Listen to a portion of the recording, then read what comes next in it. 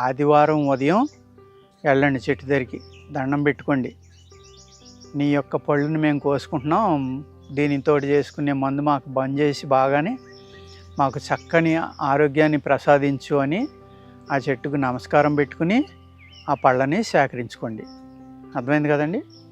ఆ పళ్ళు ఇంటికి తెచ్చుకుని సన్న ముక్కల కింద తరుక్కుని నీడనే ఆరబెట్టుకోండి. వేసవికాలం వస్తాయి కాబట్టి ఈ ఎండకి వేడికి ఈ ఉడుక్కి పళ్ళు చక్కగా ఆరిపోతాయి. అందులో అంత మాయిశ్చర్ కూడా ఎక్కువ ఉండదండి, అనుమానం లేకుండా ఆరిపోతాయి.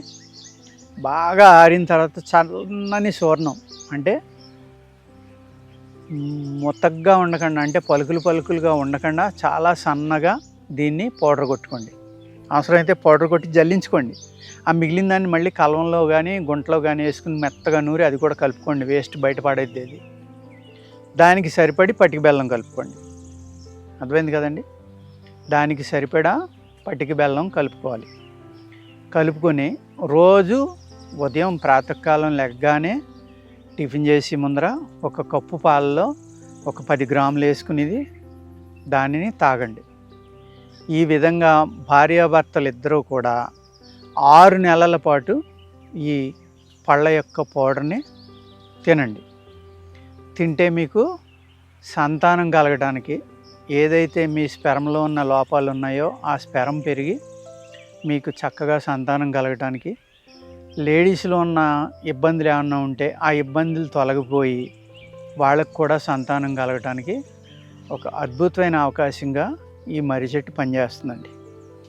దీన్ని 6 నెలలు తిన్న తర్వాత మగవాళ్ళు తినకపోయినా పర్వాలేదు, స్త్రీలు మట్టికి ఏం చేస్తారంటే దీని వేరు యొక్క తాటం తీసుకోండి.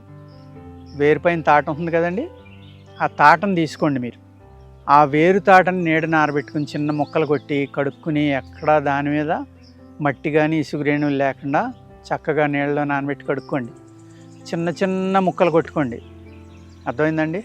వేరంటే పైనుంచి వచ్చి ఓడలు కాదు, వేరు మాత్రమే, భూమిలో ఉన్న వేరే.